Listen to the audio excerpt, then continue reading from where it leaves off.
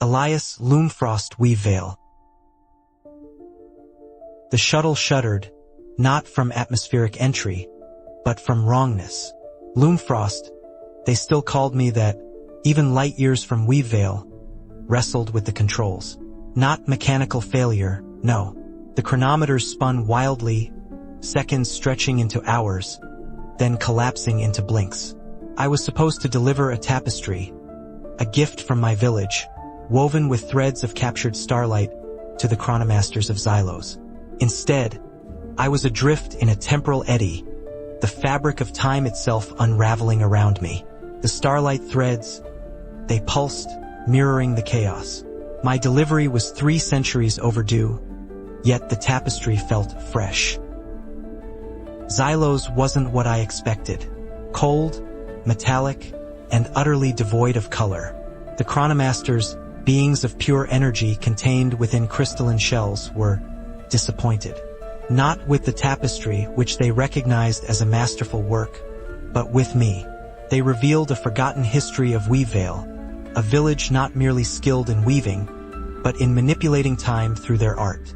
Each thread, they said, wasn't just fiber, but a captured moment, a potential future. My ancestors hadn't been artisans, but temporal anchors, stabilizing the currents of time. And I was the last one. My father, lost in a temporal rift years ago, hadn't simply disappeared. He'd been absorbed by a time anomaly, attempting to repair a tear in the fabric of reality. That's why my delivery was so late. The currents had tossed me backwards. The tear, they explained, wasn't natural. Someone or something was actively unraveling time, creating paradoxes and instabilities. And the focal point was Earth. My Earth, the one I'd left generations ago. The chronomasters tasked me with a seemingly impossible mission: to return to Earth, locate the source of the temporal disruption, and repair the damage. They gifted me a loom, not a physical object, but a resonance within my being, allowing me to perceive and manipulate temporal threads. But the loom came with a warning. Prolonged exposure to fractured timelines could shatter my mind, leaving me lost in the echoes of what was, what is, and what might be. The starlight threads in my tapestry felt heavy, burdened with the weight of countless lost moments. Earth was fractured, not physically but temporally. Ghostly images flickered at the edges of my vision. Roman legions marching through modern cities, Victorian factories rising amidst futuristic skyscrapers. Time wasn't flowing linearly. It was collapsing in on itself.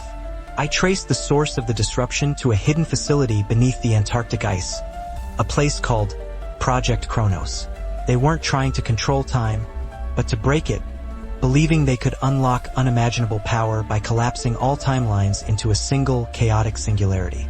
I found logs detailing experiments involving temporal anchors, individuals like my ancestors, and me who possessed an innate ability to manipulate time. My father, he'd been a subject of their research. A flashback, triggered by a fragmented memory within Project Kronos, ripped through my consciousness. My father, not resisting, but guiding the scientists, subtly altering their experiments. He hadn't been captured. He'd infiltrated Project Kronos, attempting to sabotage their work from within. He knew the risks, the potential for catastrophic consequences. He'd left me clues, woven into the starlight tapestry, temporal markers designed to guide me to this moment.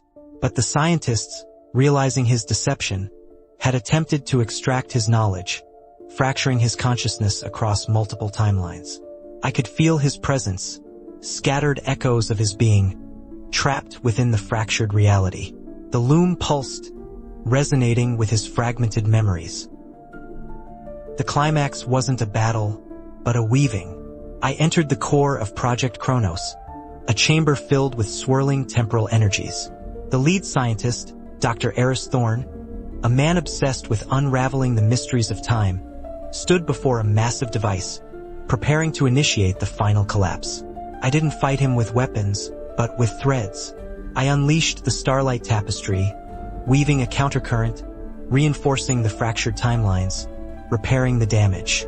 The loom amplified my power, channeling my father's fragmented consciousness, guiding my every move.